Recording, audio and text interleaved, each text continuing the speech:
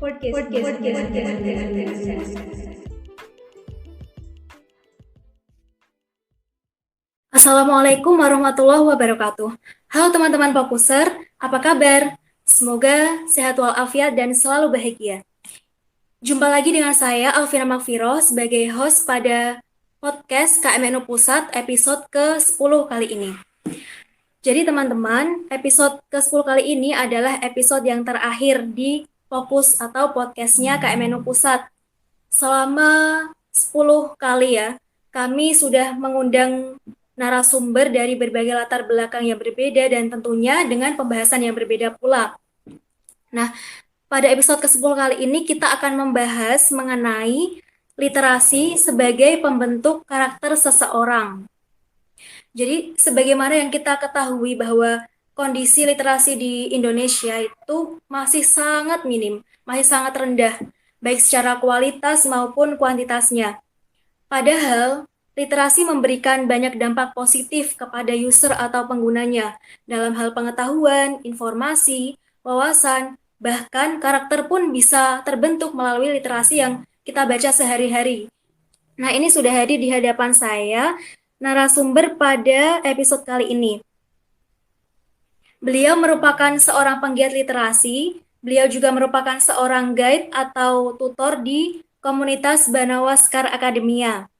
Untuk riwayat pendidikan, beliau pernah mengenyam pendidikan di beberapa pondok pesantren. Salah satunya adalah Pondok Pesantren Fathul Ulum Kuagian Kediri. Beliau juga pernah mendalami kursus bahasa Inggris di Genta Diploma Pare Kediri. Kemudian beliau merupakan lulusan dari Universitas Islam Negeri Sunan Ampel Surabaya, Prodi Ilmu Al-Quran dan Tafsir. Nah, teman-teman, pengalamannya dalam bidang literasi dan tulis-menulis ini sangat banyak sekali.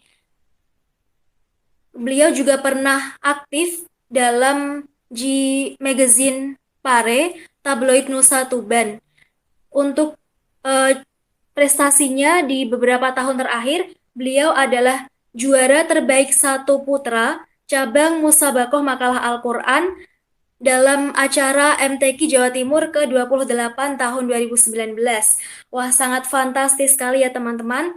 Dan jam terbangnya beliau ini sudah tinggi sekali. Oke, langsung saja kita sapa Mas Adib Amrullah atau yang biasa kita sebut sebagai Kapten Luffy. Halo Kapten Luffy, Halo, Alhamdulillah. bagaimana kabarnya Kapten? Sehat? Alhamdulillah, sehat selalu. Sebagai awalan, jadi menurut Kapten definisi literasi itu seperti apa sih Kapten? Ya. Literasi itu ada beberapa makna, tapi makna yang paling dasar adalah kemampuan membaca dan menulis. Itu kalau di KBBI.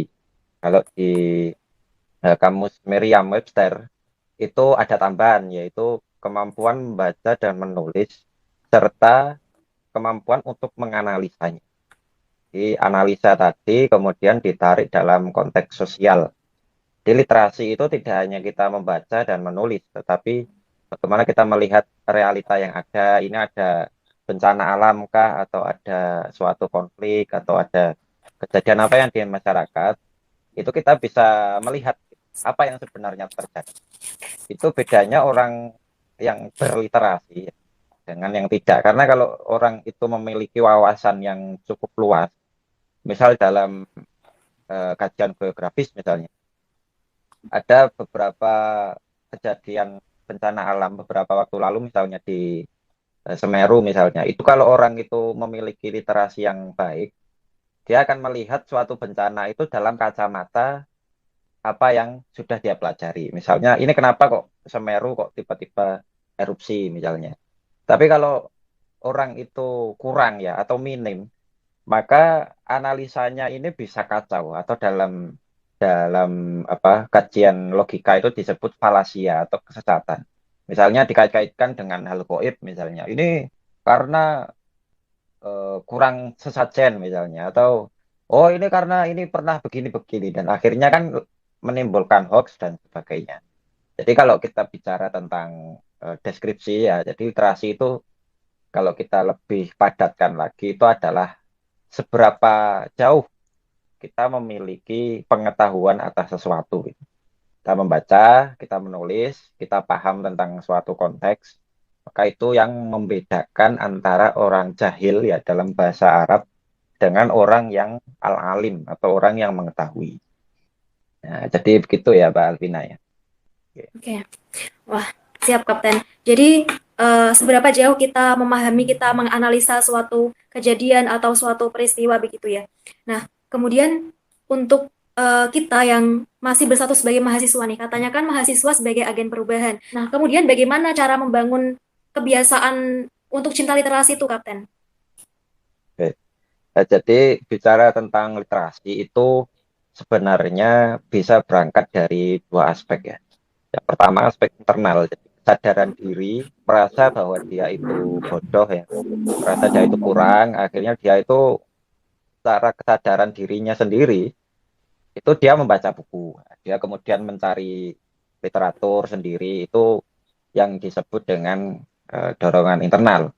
Dan yang kedua adalah dari eksternal, misal ada seorang siswa ya, kemudian masuk ke universitas tertentu, dia ketemu dengan orang-orang yang pintar di kelas ini kok mereka kok pada tahu ini gitu kan. Akhirnya dia masuk ke lingkungan yang baik sehingga dia memiliki kesadaran.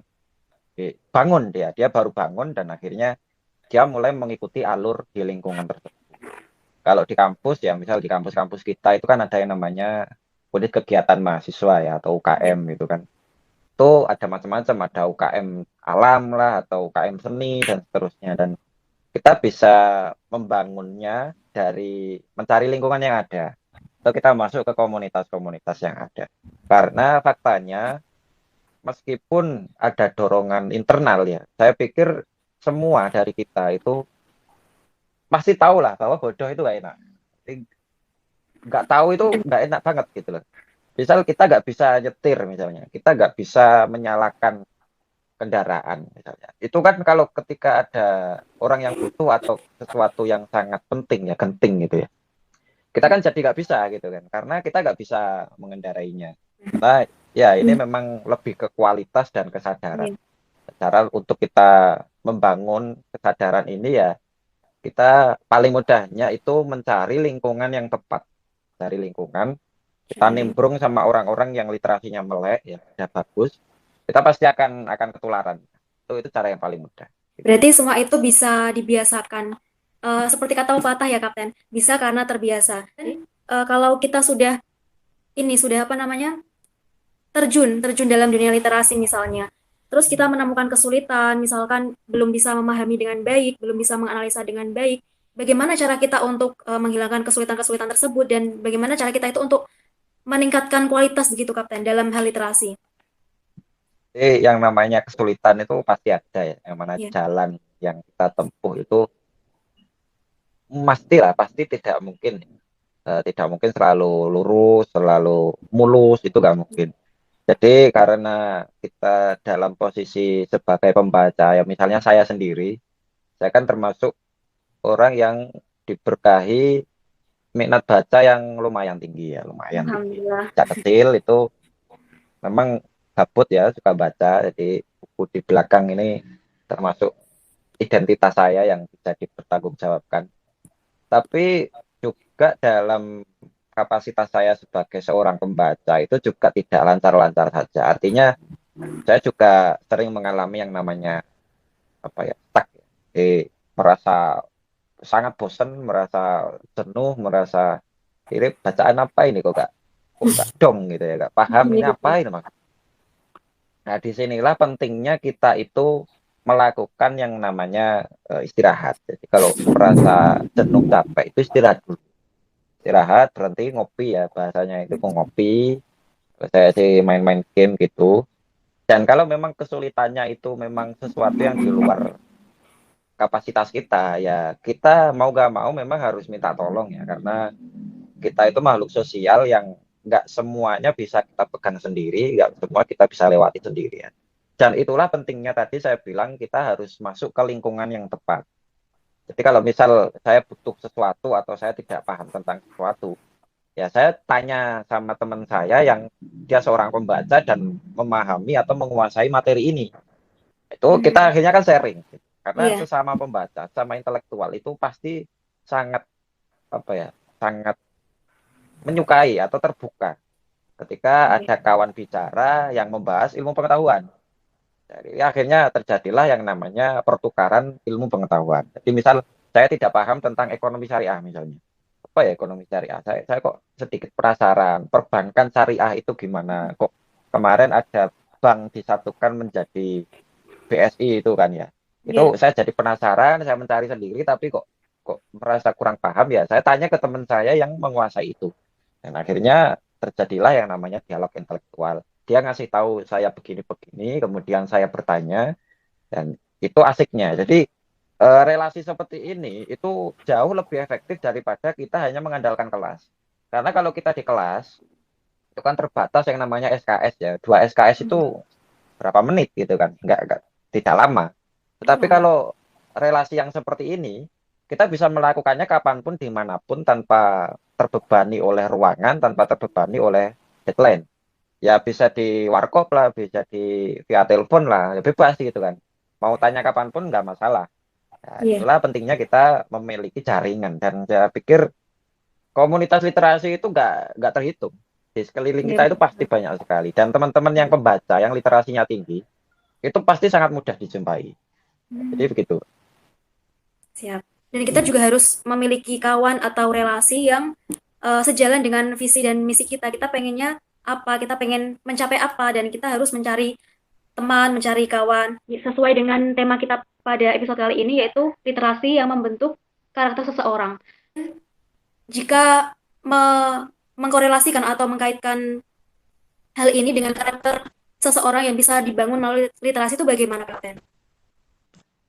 Eh, jadi apa yang kita jadikan sebuah ideologi atau cara pandang kita terhadap sesuatu ya, itu kan Ya, eh, diambil dari berbagai aspek, misal dari pengalaman hidup, pola asuh, dan juga harus kita akui diantaranya dari apa yang kita baca, di apa yang kita tonton. Ya, kalau filmnya seperti ini, ya karakternya akan mengikuti. Ya nggak banyak sih, tapi pasti ada beberapa persen yang membuat pribadinya itu mengikuti hal tersebut, termasuk apa yang kita baca. Jadi kalau misalnya kita terlalu sering membaca berita hoax yang berisi ujaran kebencian, ya hati kita ini menjadi tidak tenang. Jadi serba marah ya, serba salah, semua hal itu salah. Jadi ada apapun itu dia menyalahkan semua orang. Tapi kalau misalnya yang dibaca itu sesuatu yang bersifat netral dan mengedukasi, maka pikirannya akan menjadi lebih damai, lebih adem. Jadi pembentukan karakter via literasi itu adalah dari apa yang kita baca dan harus oke.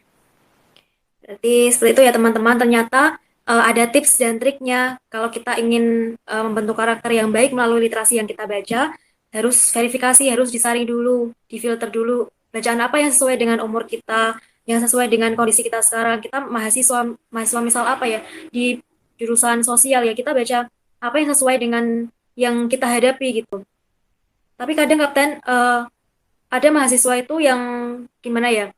Dia itu mahasiswa tapi bacaannya itu masih seperti bacaan anak-anak. Nah, itu seperti gimana Kapten?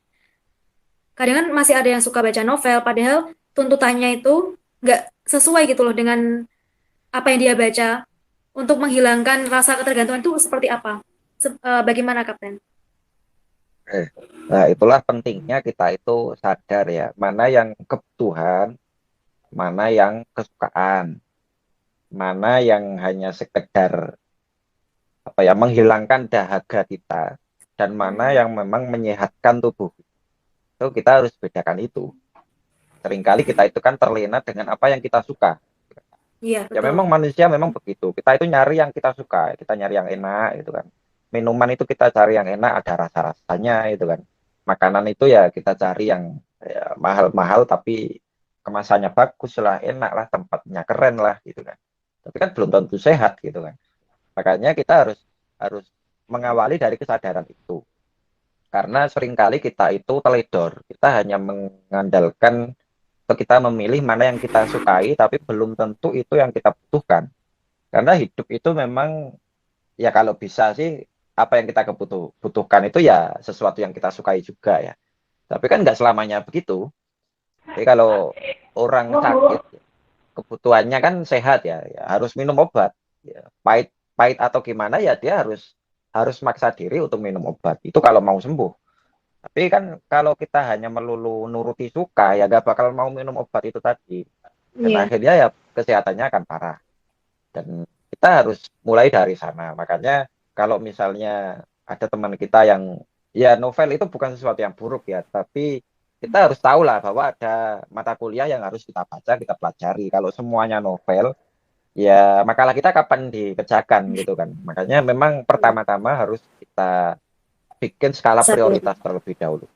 Kita bikin prioritas mana jam atau kapan jam saya main game, kapan jam saya ngopi, kapan jam saya main-main sama temen, kapan jam saya membaca pelajaran di sekolah, kapan saya membaca hal-hal yang saya sukai di luar pelajaran sekolah. Itu memang manusia harus menentukan itu sendiri, harus tanggung Hmm. jawab. Kali kalau 24 jam main game terus ya sekolahnya pasti akan akan Veteran. jeblok gitu kan. Mm-mm. Tetapi belajar terus dia nggak pernah lihat tetangga, nggak pernah main ke warung kopi sebelah itu juga nggak bisa Nggak dibenarkan baik ya. juga ya karena dia akan menjadi pribadi yang sempit. Dia tidak tahu betapa indahnya air terjun, Dunia luar. betapa indahnya pantai. Itu kita harus main juga. Nah, makanya Iya. kita bikin lah masing-masing dari kita itu bikin jamnya masing-masing. Kalau Hmm. kalau saya sih pernah ya mentok membaca itu nonstop 6 jam. Wah. Itu pernah saya nonstop. Tapi habis itu ya puyeng Hmm. saya. Jadi saya sudah memahami kemampuan kapasitas saya sejauh mana. Jadi saya sudah mampu menentukan jam saya sendiri. Nah, jadi Hmm. teman-teman sebaiknya itu coba kita explore ya. Kita coba otak-atik diri kita. Hmm. Sebenarnya saya itu mentok kuat baca itu berapa jam gitu loh. Kita coba dulu. Nah, seringkali kita itu menetapkan standar di awal. Saya itu kalau kalau 2 lembar itu udah gak kuat ya. Itu kan pengennya kamu gitu Iya. kan. Tapi kita Alasan. cobalah, kita coba kuat-kuatin. Ternyata mentok saya 4 jam atau mentok saya 20 menit jeda, 20 menit jeda. Atau kita mentok sekian menit, kemudian ngemil atau kemudian lanjut kembali, ya gak apa-apa. Atau misal cocoknya saya itu sambil dengerin musik, saya baca, saya bikin tugas. Atau ada orang itu kan yang dia harus di tempat yang tepat. Ya silakan dieksplor saja sendiri-sendiri. Karena tiap individu itu unik ya. Meskipun Unik. saya kasih tips harus begini, itu kan belum tentu cocok dengan apa yang Iya. kalian kerjakan Betul. gitu kan. Makanya kita harus apa ya? Kita harus eksplor sendiri. Saya Explore. itu kuat berapa jam? Saya meleknya nonstop itu kuat berapa jam? Saya kuat fokus, kuat mikir itu seberapa lama? Itu harus kita apa ya? Harus kita pahami betul diri saya itu kuatnya segini. Nah, kalau sudah tahu, maka kita bisa menetapkan jam belajar kita. Apakah habis maghrib, habis subuh, habis Nah, sebelum tidur ya misalnya. Harus ada kopi kah? Harus ada tehnya kah? nah gitu ya. Atau harus ya itu harus harus kita teliti sendiri. Nah, jadi Oh. begitu. Berarti kita harus mengenali diri kita dulu ya, Kapten ya, sebelum kita menetapkan standar gitu ya. Ya, betul. Oke, jadi begitu ya teman-teman. Kalau kita ingin menjadi seorang apa ya, bukis sejati, pecinta buku, ya kita kenali diri sendiri dulu. Terus kita cobalah latihan, latihan misal membaca berapa jam, kita kuat berapa jam. Nah itu perlu dilatih sedemikian rupa. Pokoknya dilatih latihan terus gitu ya Kapten ya. Terus membuat jadwal atau skala prioritas kita harus membaca apa dulu. Misalkan punya tugas apa dulu yang harus dikerjakan, bacaan apa dulu yang harus kita konsumsi hari ini dan esok dan seterusnya kayak gitu. Pokoknya harus explore terlebih dahulu sampai kita menemukan batas maksimal kita itu di titik mana gitu. Nah, kemudian sepertinya sudah semua contohnya tadi juga sudah. Oke.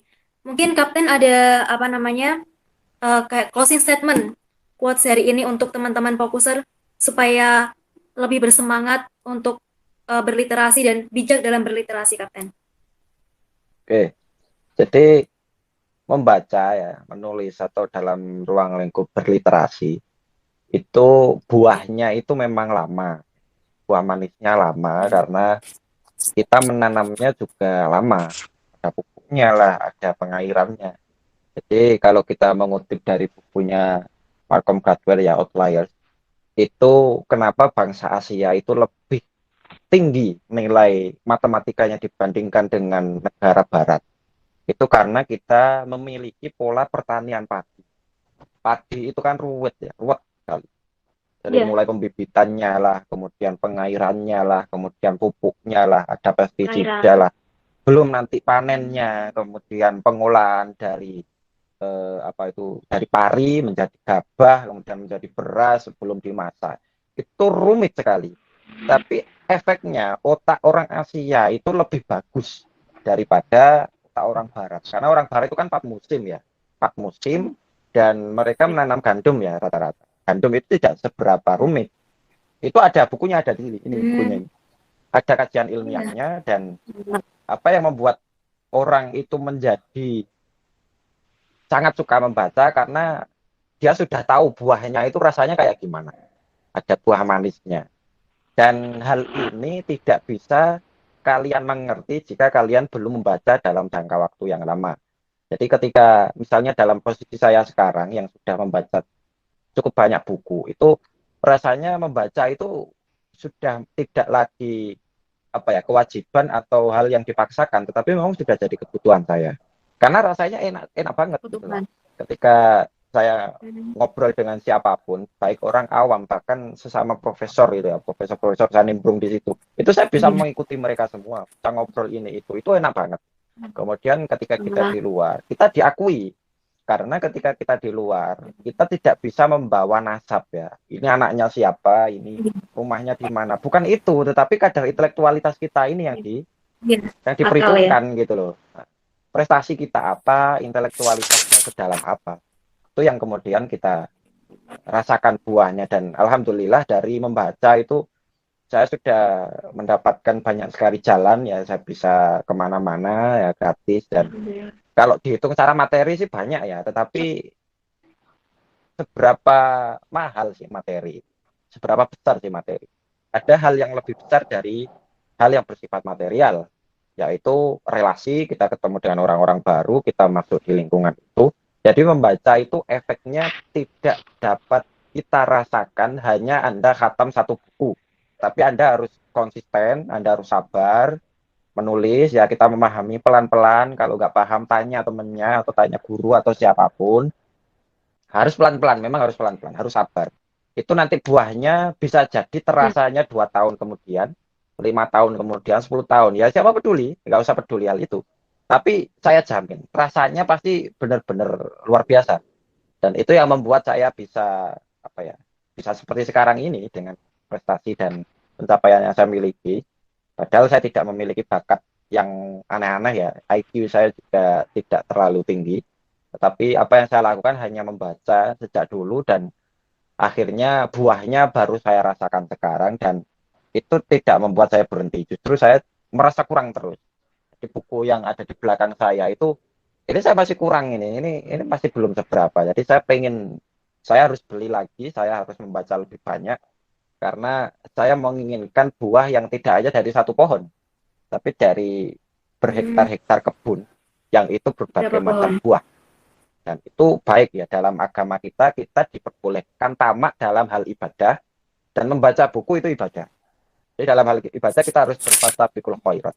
Dan saya pikir teman-teman di Wah, KMNU yang kita sudah memahami bahwa ajarannya Mbah Hasim kemudian dari kiai-kiai kita pasti mendorong banget kita harus menjadi mahasiswa Nahdlatul Ulama yang tidak kalah dengan mahasiswa yang ada di Stanford, ada di Cambridge, ada di Eropa, di Amerika. Kita harus bersaing dengan mereka dan kita membuktikan bahwa mereka ya. anak cucunya Mbah Hasim ini bisa setara dengan mereka bahkan lebih baik. Jadi, itu Mbak Alvina. Jadi sekali lagi saya ingatkan membaca itu tidak bisa instan ya, memang harus pelan-pelan dan Gusti Allah yang membalas karena sebaik-baik balasan itu ya dari Jawa sendiri dan pasti akan rasanya itu luar biasa. Kita itu Untuk memulai sesuatu, konsepnya harus sabar, pelan-pelan. Wah, keren sekali ya penjelasannya teman-teman Fokuser. Ini sudah lama sekali kita ngobrol sama Kapten Luffy. Podcast terakhir ini, podcast episode ke-10. Semoga apa yang Kapten Luffy sampaikan bisa bermanfaat dan bisa menginspirasi teman-teman semua. Sehingga bisa kami semua, terutama cucu-cucunya Mbah Hashim Asy'ari ini bisa mengupgrade diri menjadi yang lebih baik seperti itu. Terima kasih. Wassalamualaikum warahmatullahi wabarakatuh.